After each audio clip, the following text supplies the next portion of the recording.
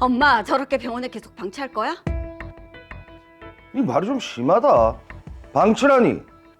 집에서 안 되니까 요양병원으로 모신 거잖아. 시설도 안 좋고 오빠랑 언니는 엄마 보러 자주 가지도 않고.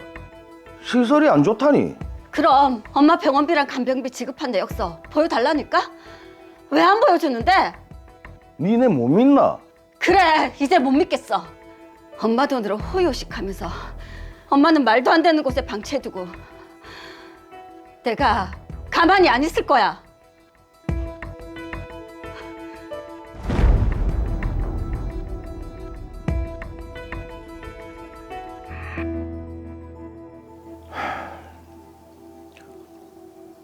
엄마 치매란다. 뭐? 그게 무슨 말이야? 우리 엄마가 치매라니 말도 안 돼. 아가씨, 오늘 병원 가서 검사하고 다 했어요. 엄마 왜 이렇게 멍하니 있어?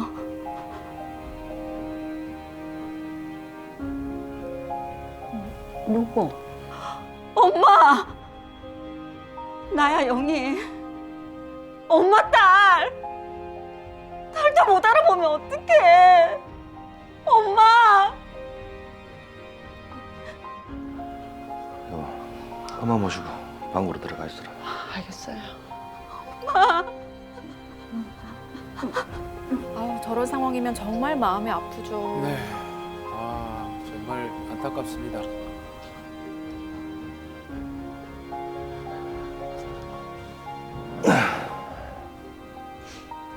나도 알아봤다 못 알아봤다 왔다 갔다 하신다. 우리 엄마 불쌍해서 어떡해? 호들갑 떨지 말고 엄마는 우리 집에서 모실게. 내가 모실게. 니는 정서방도 있고 한데 엄마를 어떻게 너희 집에서 모실래? 알겠어. 내가 자주 올게.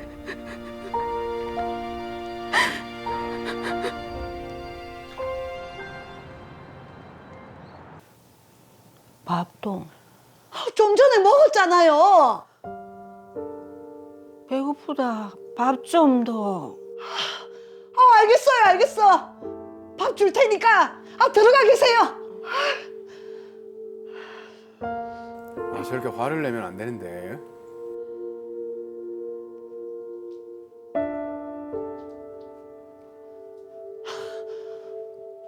당신 어디 가는데?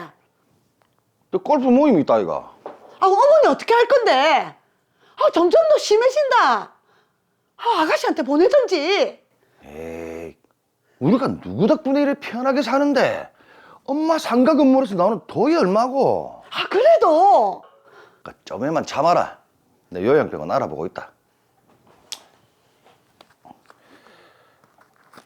자, 간병인 아줌마 오면은 쇼핑이나 해라. 참, 애들 학원비는? 엄마 로이어은행에 카드 들고 있지? 거기서 뺏어라. 알겠어요. 네. 야, 전부 엄마 돈이네요. 돈 때문에 모신다는 거였군요. 엄마는 좀 어떤데? 엄마 증상이 심해져서 그 요양병원으로 모셔야겠다. 요양병원?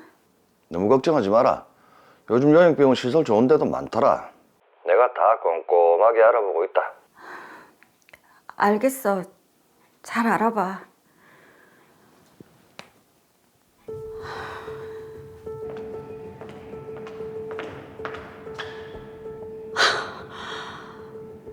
뭐?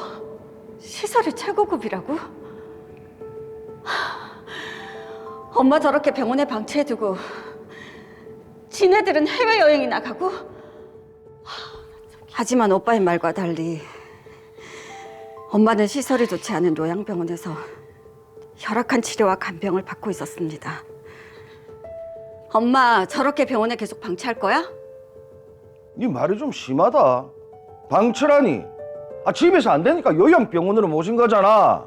시설도 안 좋고 오빠랑 언니는 엄마 보러 자주 가지도 않고. 시설이 안 좋다니. 그럼 엄마 병원비랑 간병비 지급한 내역서 보여달라니까? 왜 안 보여줘?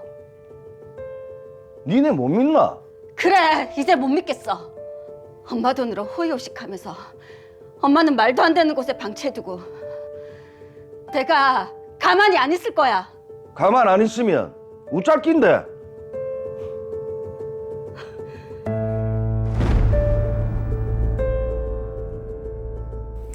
자, 동생 영희 씨 입장에서는 오빠 철수 씨에게 화가 나기도 하고요. 이 상황이 정말 답답할 것 같습니다.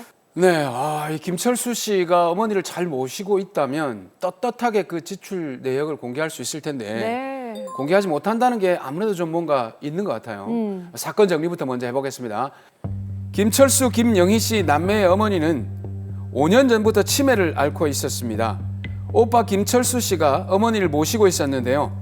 3년 전부터 어머니의 증상은 더욱 심해졌고 현재는 요양병원에 입원해 있습니다. 어머니가 치매를 앓고 나서부터는 어머니의 통장, 인감도장 등 재산을 모두 오빠인 김철수 씨가 도맡아 관리를 하고 있었습니다. 근데 문제는 김철수 씨가 직업 없이 어머니의 재산으로 호의호식하고 있으면서도 정작 어머니를 제대로 간병하지 않고 있다는 건데요. 이에 김영희 씨가 수차례에 걸쳐 어머니의 병원비, 간병비 등의 지급 내역과 어머니의 재산 내역, 지출 내역 등을 투명하게 공유해달라고 요구했지만 김철수 씨는 완강히 거부하고 있는 상황입니다. 자, 지금 치매 증상이 심한 어머니하고는 대화가 불가능한 상황인데, 자, 서경민 변호사님, 동생 김영희 씨가 어떻게 해야 될까요? 네, 김영희 씨 지금 상황이 많이 답답하실 것 같습니다. 어머니는 이미 자녀들조차 알아보지 못할 정도에 이르렀기 때문에 어머니를 설득해서 재산관리 권한을 가져오는 것은 불가능한데요. 이런 상황에서 김영희 씨가 취할 수 있는 법적인 조치로 성년 후견 제도를 고려해 볼 수 있습니다. 성년 후견 제도 들어는 봤는데 이게 어떤 건지 정확하게 설명을 좀 부탁드려요. 네, 성년 후견 제도는 노령, 질병, 장애 등의 사유로 정신 능력이 부족해서 일상적인 사무를 처리하기 어려운 성년자에 대해서 가정법원이 후견인을 선임하는 제도입니다. 선임된 후견인을 통해 재산 관리와 신상 감호를 수행하도록 하는데요. 성년 후견을 개시하기 위해서는 사무를 처리할 능력이 지속적으로 결여될 정도에 이를 것이 요구됩니다. 자, 이게 법률 규정에 보면 일반인이 이해하기 힘든 부분이 있는데 요 사무를 처리할 능력이 지속적으로 결여될 정도, 이게 구체적으로 어느 정도를 얘기하는 겁니까?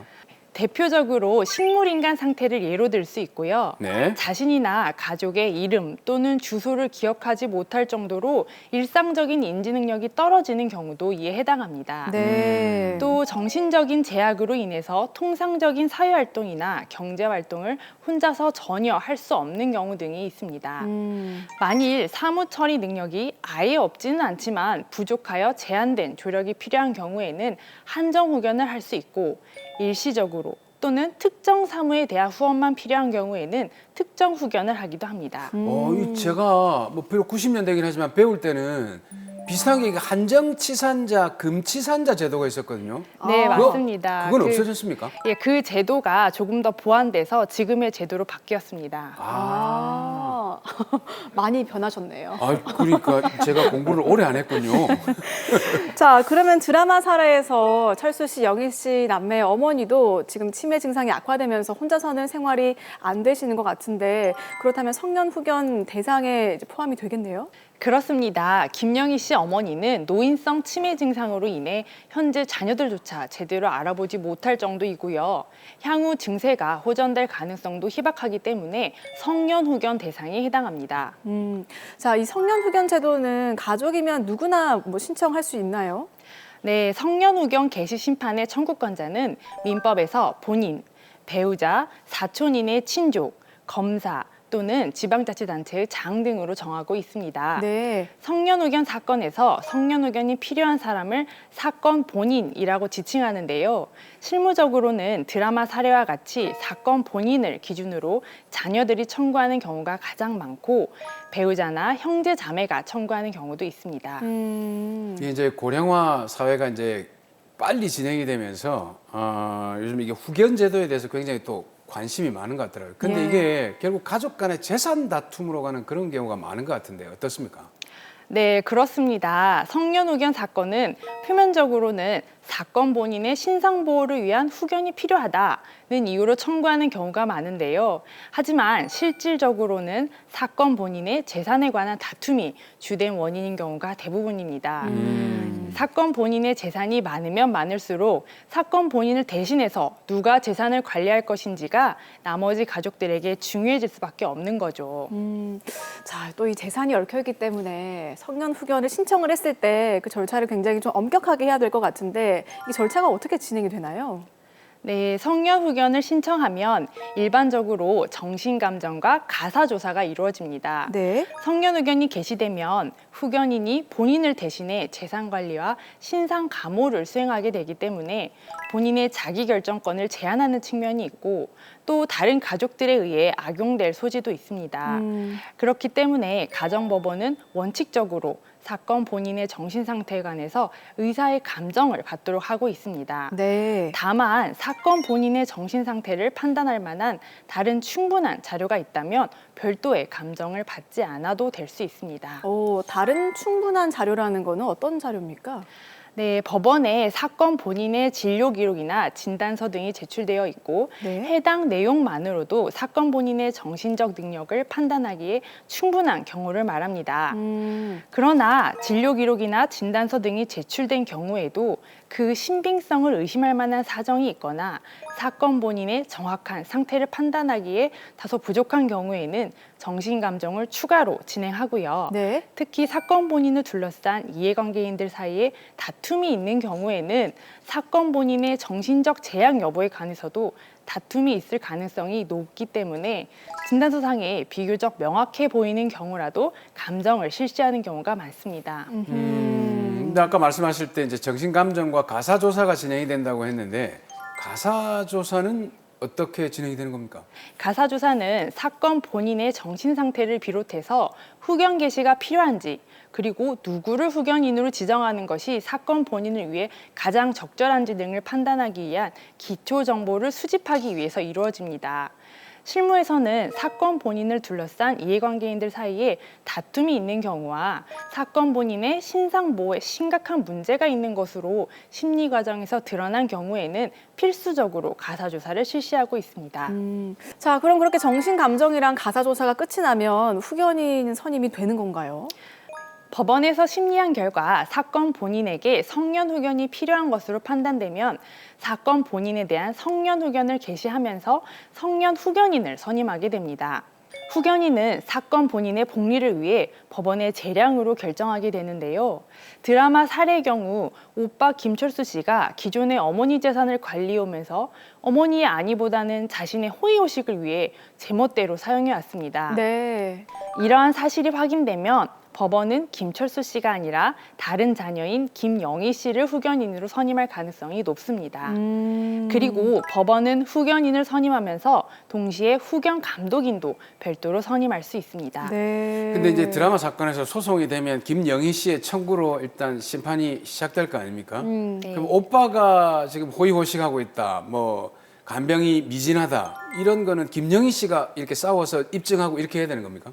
네, 김영희 씨는 오빠 김철수 씨가 후견인의 자격이 없다는 점을 여러 자료를 통해 적극적으로 법원에 입증해야 합니다. 네. 자, 그리고 말씀에 법원인 후견인을 선임을 하면서 동시에 후견 감독인도 선임을 해야 된다라고 말씀하셨는데 후견 감독인이라고 하면 후견인을 뭐 감독하는 사람을 말하는 건가요? 네, 그렇습니다. 말 그대로 후견인의 임무 수행과 재산 관리 상황을 감독하는 역할을 하는데요. 적절한 감독을 위해 후견인과 가까운 위치에 있는 가족은 후견 감독인이 될 수 없도록 규정되어 있습니다. 네. 대부분 변호사 등 전문가가 선임됩니다. 자, 그럼 일단 이게 후견인으로 선임이 되면 그 후견인의 권리도 굉장히 중요하지 않습니까?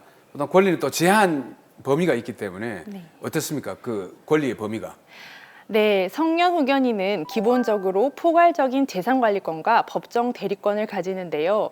다만 법원은 사건 본인의 신상과 재산에 관한 재반 사정을 고려해서 성년 후견인의 법정 대리권의 범위를 축소하는 방향으로 조절할 수 있고 또 사정 변화에 따라 권한의 범위를 변경할 수도 있습니다. 네. 또한 성년 후견인에게 대리권이 부여된 행위라고 해도 성년 후견 감독인이 있는 경우 성년 후견 감독인의 동의를 받아야 하는 경우도 있습니다. 어떤 경우에 성년 후견 감독인의 동의를 받아야 되나요? 네, 사건 본인의 재산이나 지위에 중요한 영향을 미치는 경우입니다. 예를 들어 영업에 관한 행위, 금전을 빌리는 행위, 의무만을 부담하는 행위, 부동산 또는 중요 재산에 관한 권리의 득실 변경을 목적으로 하는 행위, 소송 행위, 또 상속의 승인이나 포기 및 상속재산 분할에 관한 협의를 하는 경우에는 후견 감독인의 동의가 필요합니다. 그러니까 이게 돈과 관련된 거는 기본적으로 동의를 받아야 된다. 네, 그렇습니다. 이렇게 보면 될 것 같습니다. 근데 이 성년 후견 감독의 동의를 받지 않고 행위를 했다, 법률 행위를. 그러면 어떻게 됩니까? 네, 성년 후견 감독인의 동의가 필요한데도 후견인이 동의 없이 임의로 법률 행위를 한 경우에는 성년 후견 감독인이 그 행위를 취소할 수 있습니다. 네. 자, 오늘 이 시간 성년 후견 제도에 대해서 저희가 또 알아봤는데요. 마지막으로 의뢰인 김영희 씨께 한 말씀 부탁드립니다. 김영희 씨, 어머니의 남은 여생을 편안하게 잘 모시고 싶으실 텐데요. 이제부터라도 성년 후견 제도를 통해 어머니의 후견인으로서 제대로 역할을 할 수 있도록 법률 전문가의 도움을 받아보시기 바랍니다.